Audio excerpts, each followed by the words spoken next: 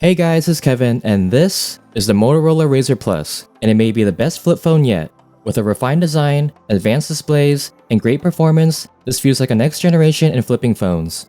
In this video, I'll share my experience and thoughts of using the Razr Plus, so let's get into it. Okay, Motorola released the original Razr V3 back in 2004, and it became one of the coolest phones in the world. Fast forward to now, the Moto Razr Plus has been redesigned and modernized for today's standards. The build quality is made from premium materials like Gorilla Glass 5 on the front and back, an aluminum frame, and stainless steels for the hinge. It's only IP54, so be careful of any liquids. The hinge is pretty smooth, but there aren't as many angles as a Z Flip.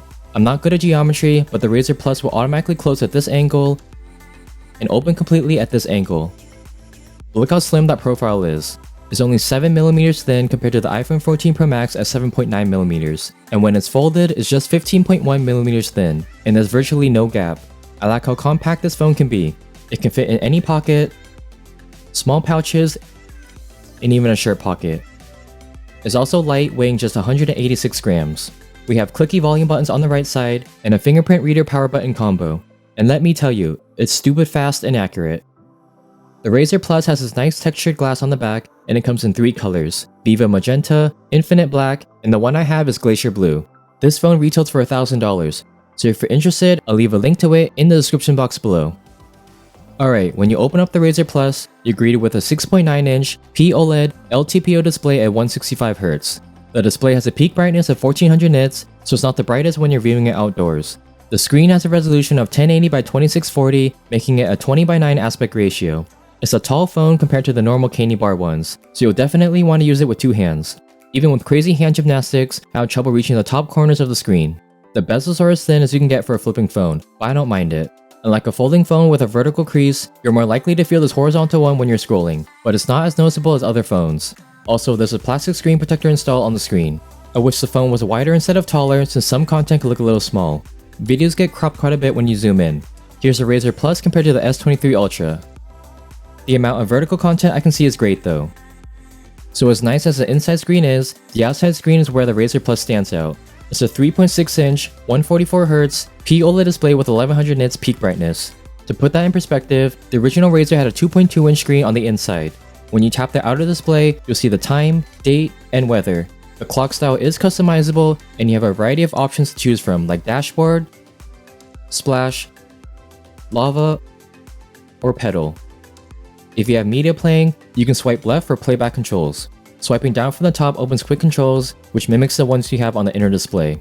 You have easy access to Wi-Fi, Bluetooth, battery saver, or calculator. The bottom left is where you can check the battery, and tapping it will show the percentage. Notifications will appear as well, and you can clear them or open the app. Neither displays have always on display, which is a bummer, but it's not a deal breaker for me since I rarely use it. Once you unlock the phone, you'll see these different screens, which Motorola calls panels. There's one for apps, weather, Spotify, calculator, contacts, and games. The wallpaper is customizable, and there are some wallpapers that take advantage of the camera cutouts. The best thing I like about the Razr Plus is the amount of things I can do on this tiny screen. I mean, just look at it. Basically all the apps can be used, but you need to enable some of them in settings. The apps are about 25% the size of the inner display, but they're still usable. You can check threads, Instagram, and even watch a YouTube video. Apps can also transition from either screen, which is a nice touch. Motorola added a few simple games you can play on the outside screen. Marble Mayhem uses the accelerometer, and you just guide the marble to the hole, which is the camera cutout. And Stack Bounce is a simple tap and hold game where you just have the ball break these colored platforms without touching the black ones. The only downside I can see with the outside screen is I can still get sucked into using the phone. With a smaller postage size screen, I can only check the time and date or clear notifications.